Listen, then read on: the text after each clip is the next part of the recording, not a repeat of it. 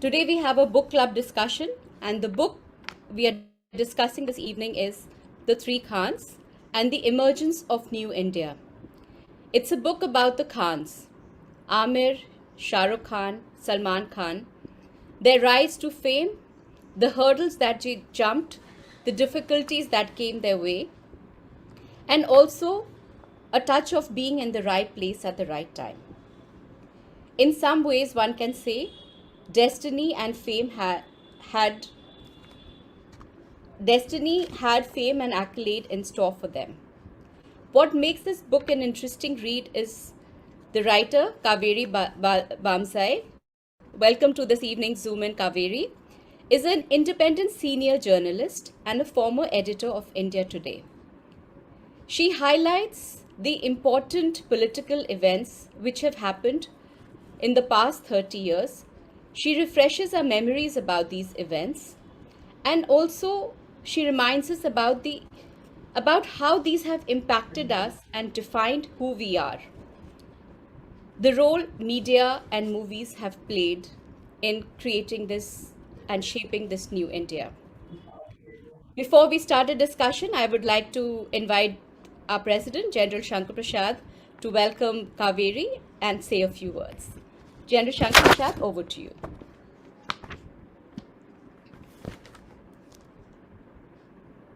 Well, good evening, Kaveri ji. Good evening, Sanjana and Raj. Good evening, all my colleagues from Vasant Vihar. On behalf of myself, my managing committee, and all members of Club Kaveri, we extend a very warm welcome to you.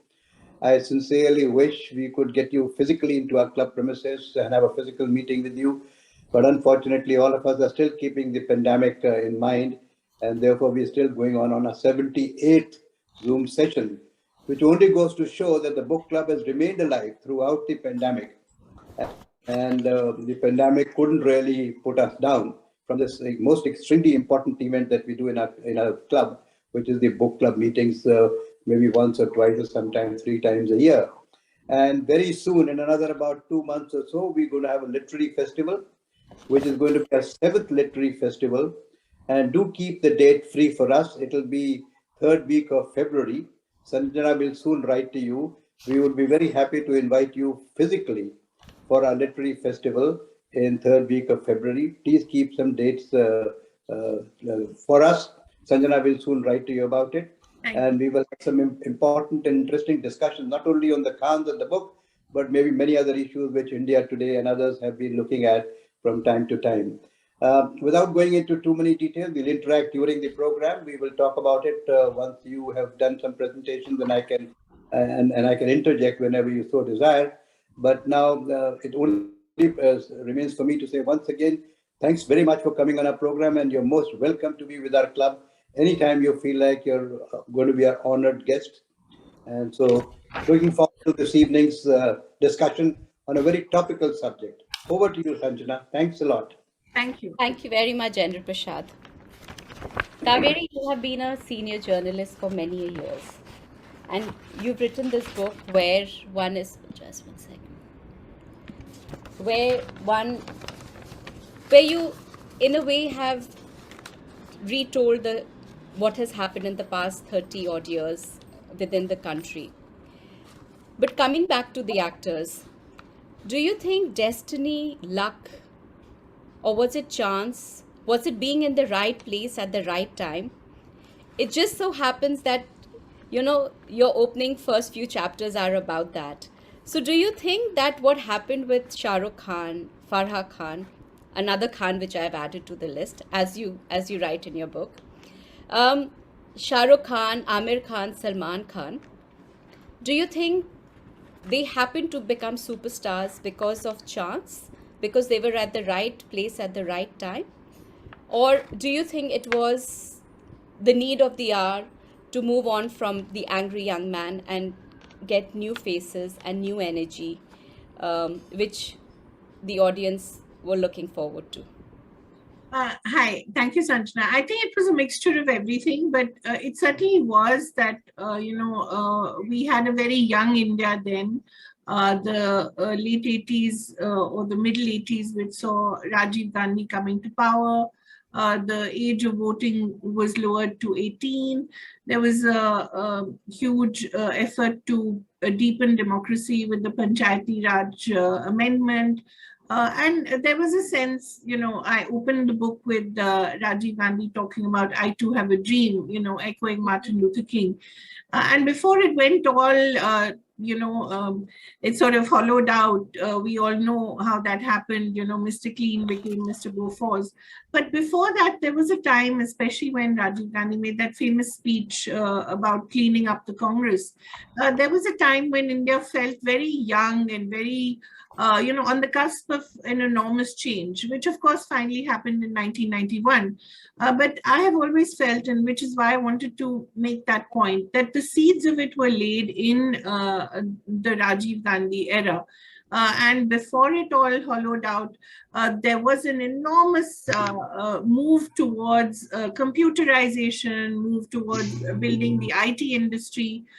There was, of course, also opening of the locks of the Babri Masjid. Everything that you see now, whether it was Mandal, Masjid, or the market, all the seeds of it were laid in that era.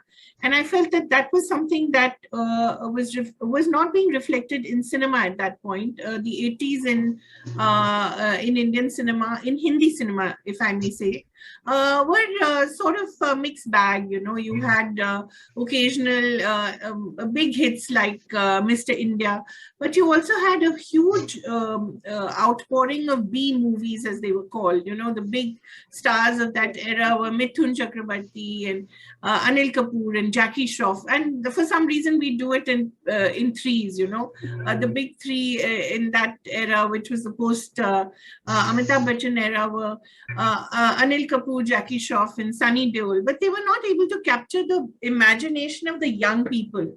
And I think that is what these three people happened to bring, and they happened to be making their debut. Shah Rukh on television with Fauji, and Aamir and Salman, both in 1988 with Aamir, of course, with QSQT, and Salman with a minor role in Biwi Ho To Aisi, and then, of course, Maine Pyar Kiya. So 1988 really for me was the beginning of a huge change that we saw, both good and bad. And I felt that these three young men, at that point young, now quite old, were in a sense both reflecting it, and they were also representing it. So it was a very interesting give and take. And of course, we say that it's just a movie and, it doesn't change lives. But movies do have an enormous impact on the cultural landscape, whether we like it or not. That is very true. And we are a nation obsessed with movies, with cricket, and with movies, and with religion, and when politics, if we can add that to course, politics, without a doubt. But all these things sort of were coming together. In 1991, I think you see the fruition of all this, and then of course it's well known what happened in India, but. You had the 90s then represented by these three men in very different ways. And an advertising colleague actually put it down as, represented by the brands that they endorse. So Aamir was the cool, intellectual Coca-Cola. Salman was the very desi thumbs up. Very desi working class kind of drink, and Shah Rukh was more the Pepsi, the wannabe, the Arabiste, so to speak, who wanted to sort of break the monopoly, the Indian monopoly at that point. So in a way, I suppose if they were represented by brands. And if you remember, the 90s were a huge era of brand wars between these three fizzy drinks. We don't see that kind of brand war anymore. But I think when you recall that, then it quite fits the description, I think. Absolutely. Like you've mentioned, I mean, you've written extensively about, software revolution and the software industry that happened because of liberalization of the economic policy during Rajiv Gandhi's time. Do you think the Bollywood industry would have been so successful in the 19 if that liberalization had not happened? No, and I think that is because, one, of course, was the VCR revolution, which, of course, transmitted Bollywood across the world, especially in the diaspora. And you see, VCRs becoming enormously successful in countries like Pakistan, in Afghanistan, and, of course, in the diaspora in the US and the UK. But a lot of it was also because of the satellite television that came in 1991 with the Gulf War, and finally cable came to India, of course, in an illegal fashion. And like everything happens in India, the regulation is an afterthought of the actual event happening. So I think the fact that there was consumerism, the brands needed icons to be represented. There were movies that were on television. There wasn't just that one Chitrahar which we all looked forward to on Wednesday, and that one Hindi movie on Sunday. There was a profusion of cinema and of entertainment related to cinema, because you also had a whole lot of software that was needed for the television channels that came up. And therefore, you had dance shows and you had song shows. If you remember, countdown shows used to be very, very popular in those days. You don't have them anymore. But you used to have something called Super Hit Muqabla, which I don't know about you, but I used to watch with absolute dedication and devotion, Yes. So, movies became a part of our culture, a part of our daily conversation. And it was no longer uncool to like a Hindi film, There was always a bit of that sense that, Hindi movies were uncool. And of course, once multiplexes came in, which was in the 2000s, and then of course you had the single screens slowly being phased out, but not enough, obviously. But once the multiplexes came in, and the people who had the money could go right back into the cinema halls and sit in their plush seats and order popcorn from their seat. This was all a very new phenomenon. Remember, in the 80s and 90s, we didn't have all this. We used to go to a Sangam or a Priya, and you had to go out to get your samosa from the stall and your espresso, that shadi wala coffee, and it was a very different kind of environment. So I think movies became part of really of our daily conversation, our daily lives, because of television as well needing so much content. You saw much more of these songs. You saw much more of the actors on screen as brands, as models for various FMCGs. So there was a whole lot of things that were happening at the same time. Right. I mean, I do recall going to watch, QSQT and falling in love with Amir Khan, and then going and seeing DDLJ in the hall. Yeah, of course. And Before these are that, iconic. everything was on VCR, because you were Yeah. not, I mean, the cinemas were in such a state that you preferred watching things at home, and you did get illegal copies. So Of course. one made good use of it. Yeah. You talk about, the money and the financing a lot about in the book as well. And Bollywood is like one of the largest centers of film production in the world, and it's Yeah. even larger than Hollywood. Why were people ready to accept money from the underworld? What do you think was the reason for doing that?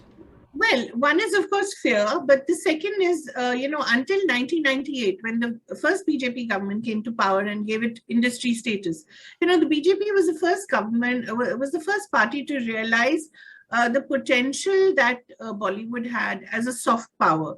Because remember, they also had a very strong outreach in America through the VHP. And they understood the power that Bollywood had. And they'd always studied the power that Hollywood had. And the fact that Hollywood now, over 50% of its revenue actually doesn't come from America. Comes from the rest of the world, which is a fascinating idea when you look at the export of American heroes and the export of American ideals. This is a vehicle that we willingly embrace without even thinking twice about it. And these are all American superheroes. When you look at, the kind of movies that were made, say, Born on the 4th of July, which started extolling the Vietnam War veterans, these were not accidental movies. They were all financed by a military-industrial complex. And I think General Prasad will agree when he, when he talks about the power that America, the power of the American military, which is actually not matched when you look at their actual performance. You look at every war that they have been in after Vietnam. They have been defeated, or they have just withdrawn. Yeah, but yet we believe the American army, the American military-industrial complex is undefeated. It is the power of Hollywood that has made us feel that. Even a movie like Born on the 4th of July or Forrest Gump, these were movies that started extolling the veterans. Because remember, in the 70s, if you remember the Nixon and Nixon era, the Vietnam War, anyone who went to the Vietnam War by the left, liberals, was always looked upon as a bit of a traitor rather than a hero, which was very confounding when you look at the enormous protests that happen in colleges and universities. So it's very interesting how Hollywood started becoming an arm of American foreign policy in a way. Subliminally, or actually, we really cannot tell. I mean, there are studies to show that it was actually done in a very scientific way, but we don't know for sure. But I think the BJP understood that power, and they started realizing that, let us clean up this mess. Let us clean up the financing here. Let us organize the financing here. And let us start making movies that reflect a certain Indian ethos. Now, right or wrong, that is a different thing.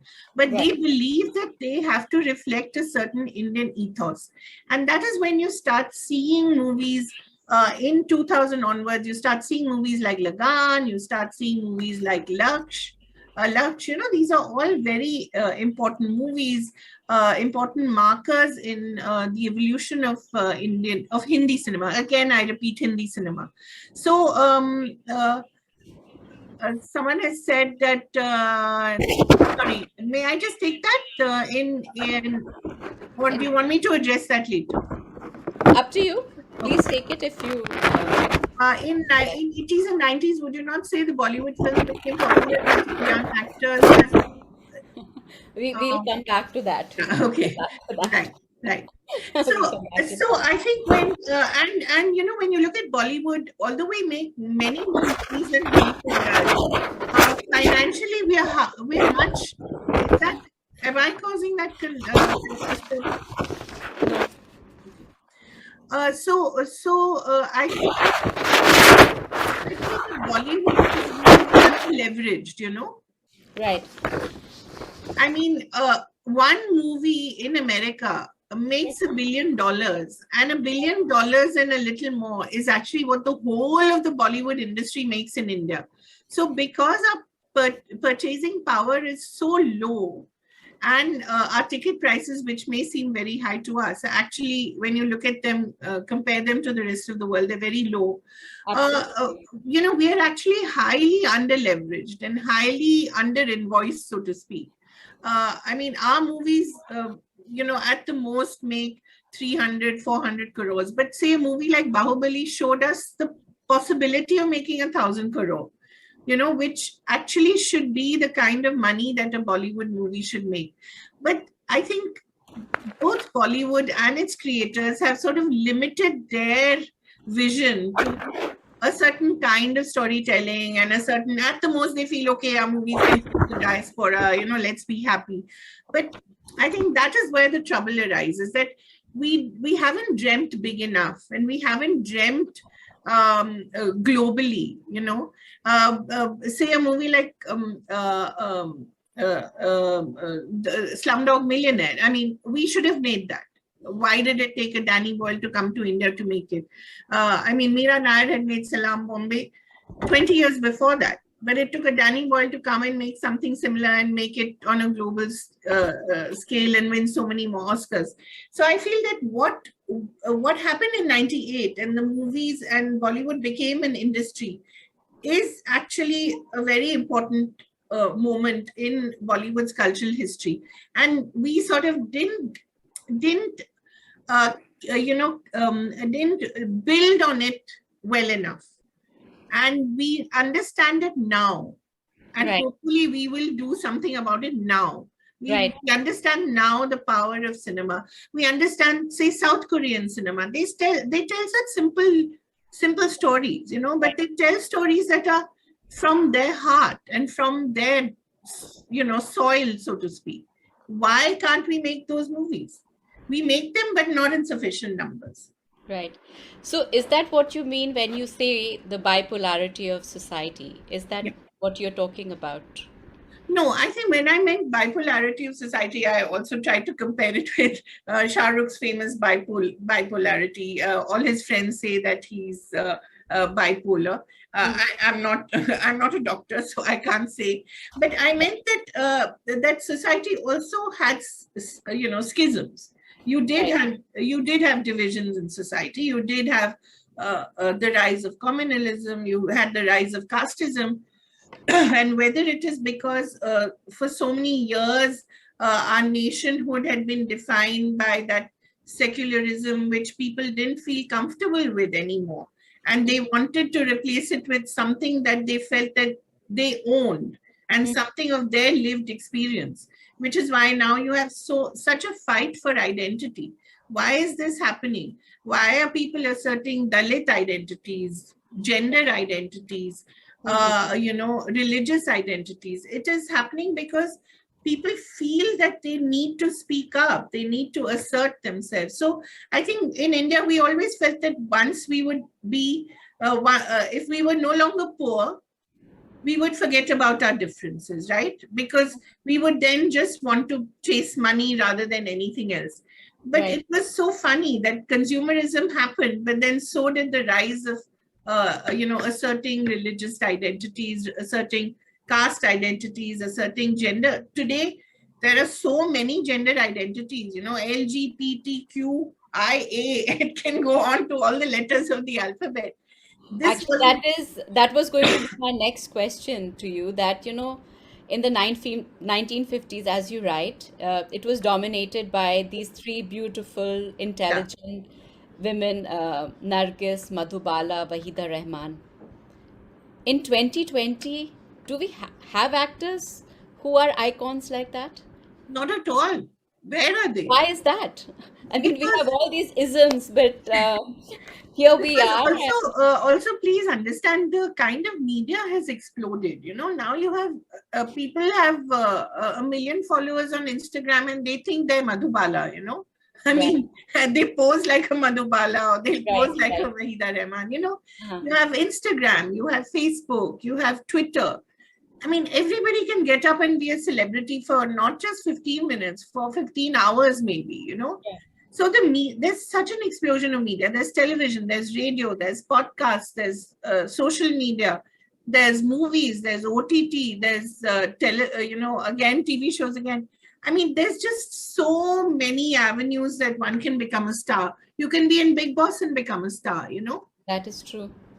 Someone is asking, are gender identities really being represented in Bollywood authentically? No way. No way.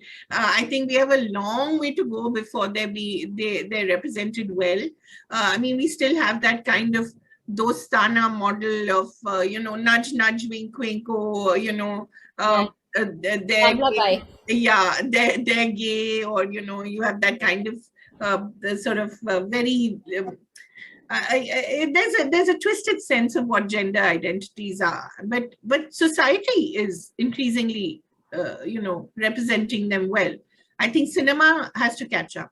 OTT is a little better, but cinema has to really catch up. Do we need icons today? People are looking for, absolutely, people are looking for content. They're not looking for icons. They're looking for good stories, which is why when you see OTT for the last 2 years, I mean, you can name the actors who've been in it, but would you call them stars in the old-fashioned sense? No. You can name a Pankaj Tripathi, you can name a Nawazuddin, but you'll still say, okay, Pankaj Tripathi, Kaleen Bhai in Mirzapur, or you'll say, Right. you will refer to them by their character, you know. That's right. Yeah. Or you'll talk about Jaideep Alawat in a Patal Look. So I think it's the story that is now the star. And along with the social media multiplication that's happening, so you have many more influencers who think that they're stars. You also have many more stories.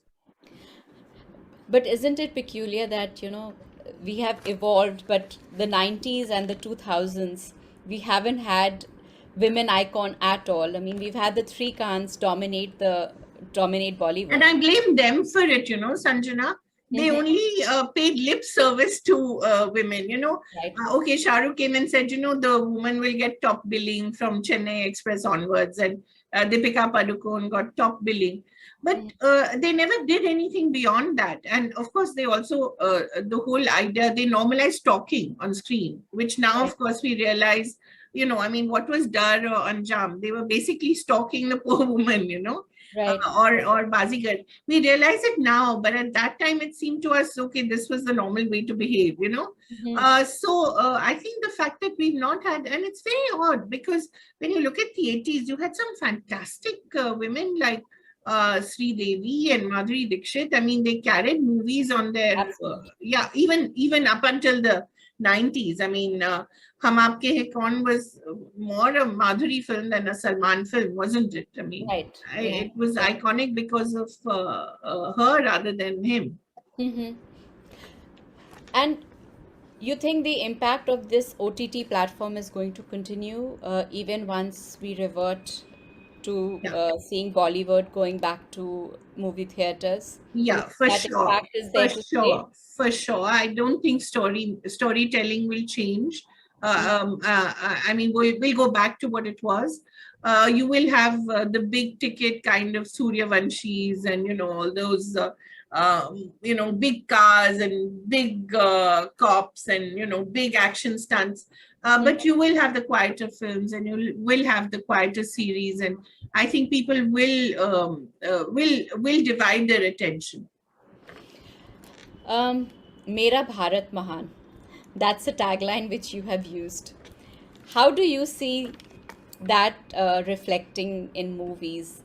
I mean, you now, talk of about course, that. Yeah. Now, There of is a course, whole I think series. there is a clear mandate from the government to the industry that they make nation-building movies, and they've been told that they're doing it. They're doing the best they can. But I would rather watch a movie that is not necessarily within that nation-building ethos, like a Sardar Udham Singh, Sardar Udham, which was on Amazon Prime. I don't know how many of you have watched it, but please do. The way that film tells the story of Jallianwala Bagh, I mean, it is outstanding. I've never seen it being recreated in such great depth, with so much passion and pathos. And not even Gandhi, which is Richard Attenborough's Gandhi. It was shot over 19 days in Amritsar, and it shows the aftermath of Jallianwala Bagh, which I've never seen in any movie. And I think that kind of retelling of our own stories, our own history, that is what is so exciting. So while you have a kind of cinema that is happening, which is maybe, nationalistic and patriotic, just superficially, you also have a lot of re-examining of our own stories and our own history, which is, I think, so wonderful. And I think the more that you have of this, the better Indian cinema will be for it. Thank you for sharing your thoughts, and it's been a delight to. I'm sorry, I've just been talking nonstop, but I also have something else to go to. So I was just going to say that I'm going to let the audience ask you a few questions, because I think we've got the gist of the book, and like I said, I would just like to ask you all to please read it, and like it, hate it, whatever, but please do read it, and please do see it in the context of the times that we lived in and the times that we are living in now as well. And I think there's been an enormous change, and the effort in this book was really to chronicle both the change in society and in cinema. Very ambitious, but at least I know it's very well documented. I mean, there are like 10 pages worth of bibliography at the end. So Yeah, but of course I very set well myself documented. a very difficult task. I'm not sure I succeeded, but this was the attempt. So I hope it's at least somewhat successful. No, I think it was a delight to read and Thank relive you. through the past 30 years, because you've just refreshed at least my memory, because I read the book. um I would let the audience ask questions. Sanjana, I think General Prasad was wanting to say Sure, something. Yes, please please. go He's ahead, General unmuted Prashad. himself. Not particularly. Thank you so much for allowing me to come. And Kavri initially said that we will have some discussion together. Well, the issue is about the power of the cinema. Yeah. Now, power of the cinema today is really making an effect on the people. Uh, First of all, let's take games and sports alone. You find a movie made in hockey that generated interest in hockey. You have a movie on cricket. You have a movie on boxing. You have movies on all kinds of athletic events coming up. Bhag Milkha Bhag. Yeah. So these are having great effect on the youth of India in a positive manner. Yeah. And I'm so happy that you mentioned movie Laksh. Yeah. Very few people really accept It was the a message beautiful behind the movie, movie. actually. Yeah, And General, absolutely. Much Prasad was before. very closely associated with that Oh, movie. okay. Much before Uri, I thought Laksh really, told us the story of the armed forces the way it ought to have been. I mean, after But more Hakikat, of course. More importantly, the message that the movie was trying to convey in a couple of sentences which Javed wrote about that script, it said कि तुमसे लोग पूछेंगे कि तुम्हारा कौन सा बेटा जंग में है. Yeah. You know, in a elite society, there is one man whose son is fighting a war. Yeah. Not that he's poor; he's a rich man. He's well-to-do person. So the message that is going, क्या politicians के बच्चे film लड़ाई army में जाते हैं, क्या rich आदमियों के आर्मी में जाते हैं, Right. तो Absolutely. मुझसे पूछेगा तो मैं बताऊंगा कि जी मेरा बेटा लड़ाई में है. Bilkul. So the very important message which Javed wanted to convey, that the armed forces must be joined by people from elite societies, from better, richer people and things like that. Absolutely. And that is a very important message. Yeah. So the movies today are conveying messages, conveying a lot of things, but on the positive side, and so is it on the negative side. Yeah.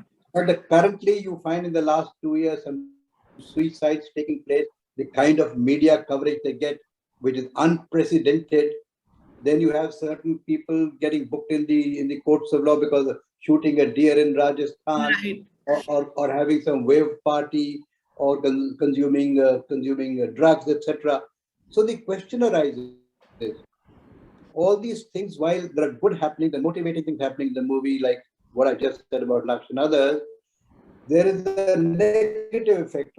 Yeah. Do these people who get involved get extraordinary coverage? I mean, what I'm trying to say is this: will a common man get away with it? If there's somebody like unknown will be found using drugs, well, nobody will bother about it. Absolutely. But if tomorrow Shah Rukh Khan's son is caught, it makes the big news. But then drugs is an issue which is an international problem.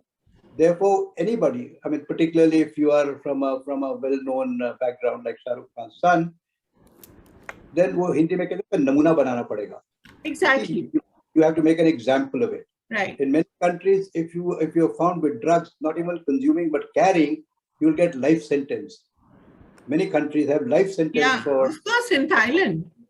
Yeah, in Thailand, there you are. Yeah. So the point that I'm trying to make is this: on one side, people say, why is Shah Rukh Khan's son being targeted? On the other side, it's also sending a message. But it's also have a negative. Absolutely. Yeah, I agree with you, General, because I think the point here is that while we all, and I've also written, how much we love Shah Rukh Khan and how much he's contributed to our movies and to our growing up and all that. But the fact is that there was something that we don't know exactly what was the nature of the crime committed. We don't know whether he was in possession or whether he was consuming or whatever. But the fact is that there was there was an offense that was committed. And there is a court of law which is listening to that and which is hearing that. So we have to give the law, we have to allow the law to take its course. It has got to be a balance between celebrities doing a criminal act and the non-celebrities getting away and celebrities No, for getting booked instance, into it. General Very, Prasad. very, No, in fact, General Prasad, I found one of the most offensive films that were made in the last few years was Sanju, which was a sort of whitewashing of Sanjay Dutt, who, did admit to being a drug addict, did admit that, yes, finally, he did possess an AK-47. He was convicted for it. But to have a filmmaker of the stature of a Rajkumar Hirani actually whitewash all that and call it a product of media's imagination, I thought was a highly offensive thing to do. So I agree with you totally. I feel that there is a law of the land which is equal for all, and you cannot think that you're invisible. You're a well-known person, and at the same time, celebrities have to be more cautious, and Yeah. therefore celebrities have to be more cautious. Now, no, the argument is that it's not the celebrity, it's the celebrity's son. But these days, the celebrity's children are also celebrities, When you look at their Instagram But posts.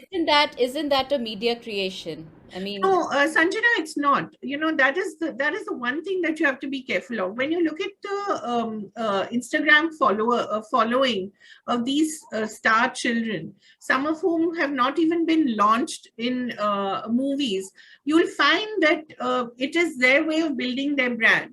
So once you are in the public domain, once you put yourself out there in the public eye, it is the same issue. You will be treated by those standards.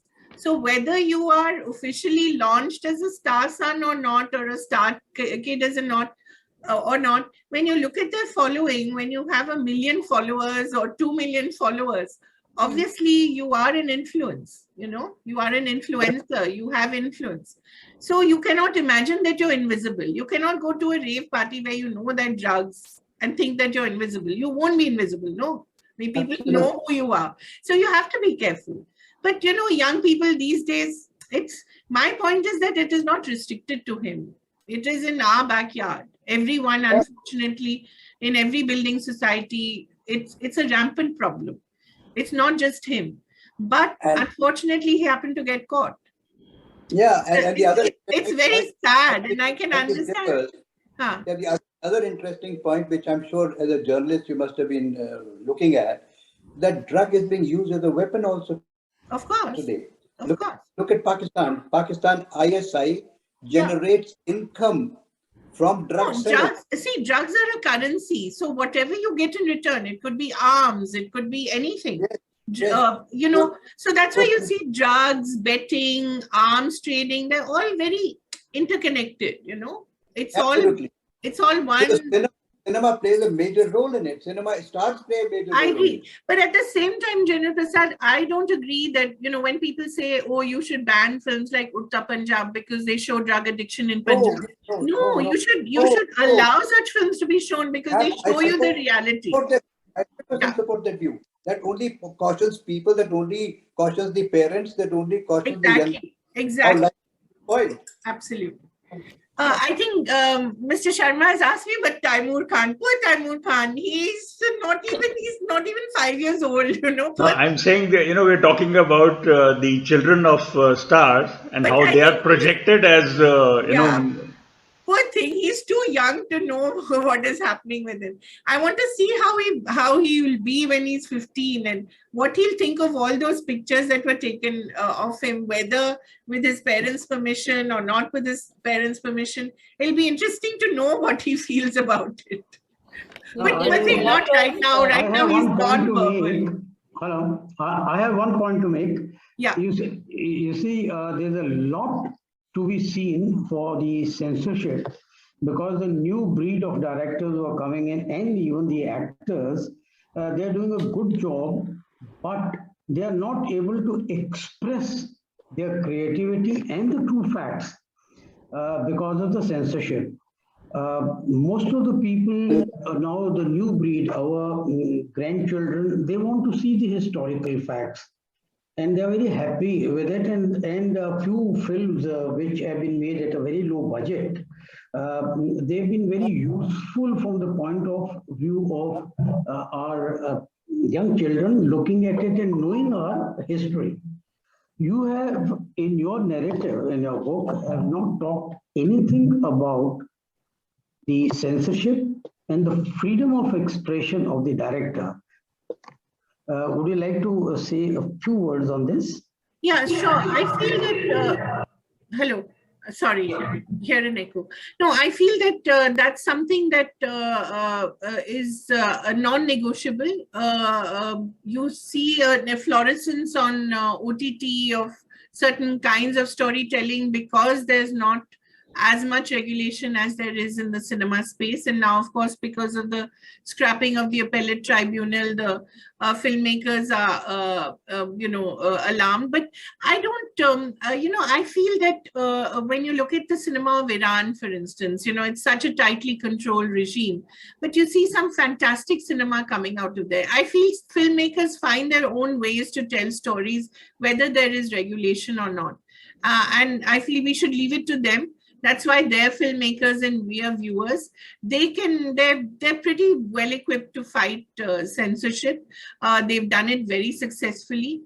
I feel we should just leave it to them. And, it doesn't really, I think the state, of course, would like to control all kinds of expression. It's not going to happen. India is too vast a country for any kind of thought regulation. People will dissent. There will be dissent. There will be differences of opinion, and that's what makes us human.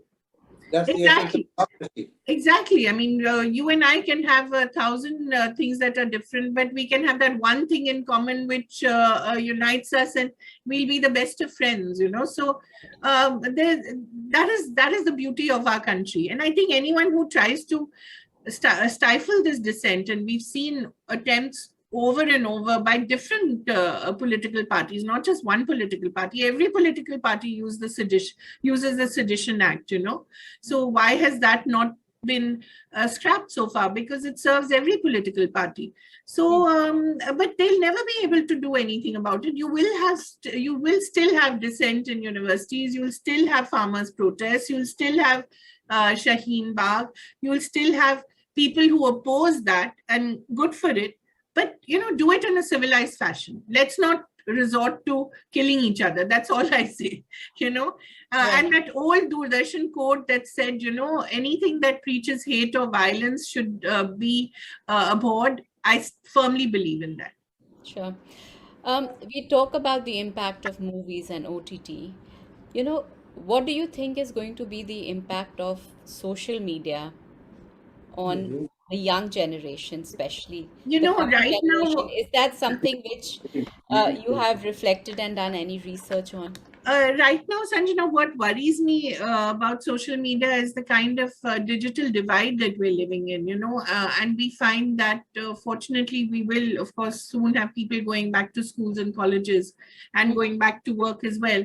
But I find that digital divide is actually what worries me more than access to, the access to social media and the access to internet is what worries me more than anything else. Right.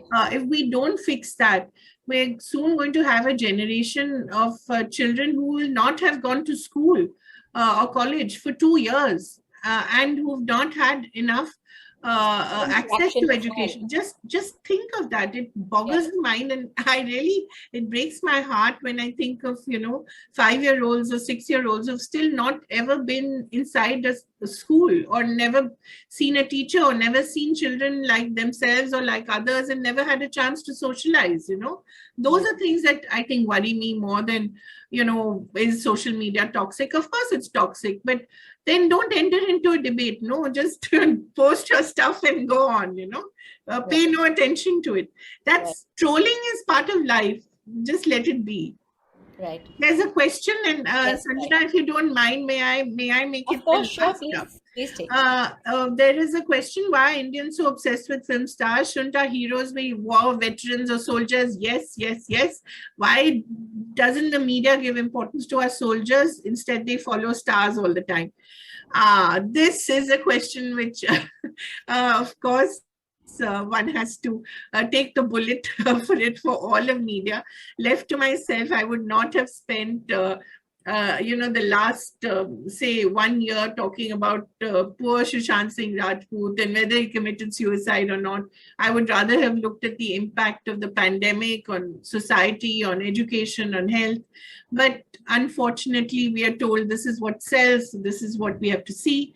But left to myself, I would rather have the real life Shershahs and the real life Shankar Prasads being appreciated rather than, and the real life Murgais, Major General Murgai, I'd rather see them being appreciated, but that's what the media is. So, and this is not one media, all media behaves like this. So there must be something that is deep rooted in our social fabric, which after all, the media is part of society, so there must be something very deep rooted in our psyche, which makes us so star obsessed.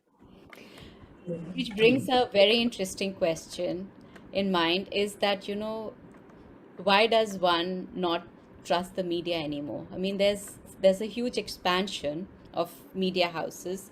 There are lots of different ways of That's a accessing. very relevant question. Sanjana, it's because unfortunately the media has brought it upon itself. The Yeah. media has not been, saying it like it is. You've had the rise of social media. People are now able to challenge the media. No longer can you sit in your ivory tower and be an editor and say, this is the truth. It will be challenged almost immediately by 100 people. And 100 people who will come up with equal, if not more facts than you have. So Kaveri, one has to be careful when talking to children, because they will do a Google search and tell you you're wrong. of course, and relevant. that's good, isn't it? Yeah, Sanjana, in a way that's good, because Yeah. they are our future media consumers. So Right. they will then challenge the media owner and the media service provider, and they'll say, no, what you're saying is wrong. So you're empowering them at a very young age. And that's why the media is not taken seriously anymore, because unfortunately it has brought it upon itself through a series of, following stories that don't matter, by not telling people the whole truth. There's so many things. So Yeah, how but can the- we change media's perspective? That is another discussion. I'm happy to do that at some other time. But Yeah, thank but- you. This is something But which we can Sanjana- discuss at the Lit Fest. Yes. I think Sanjana, it is the wider we have discussion. to make sure, Sanjana, we have to make sure that we have Kaveri attending a Lit Fest next year. Of course, absolutely. anytime. It's my pleasure to host. I Anytime. think you're a former Vasant Vihar resident as well, if I recall, Kaveri. Yes, I am. I was a member of your club, so I know the library very well, and I spent many Okay. hours there with great joy. Wonderful, So wonderful. we're really looking forward to welcoming you to our club in February 3rd week. Thank you so Then- much. I invite- love the Chinese food. I'm telling you now. We will still better than we have last time. Okay. Thank you so On much. that, Sanjana. on that Thank you, happy everyone. note, Yeah. because I mean, food is something which definitely joins us all together and connects us. So Yeah. thank you very much for being part of our Zoom in, and we look forward to hosting you again. And Thank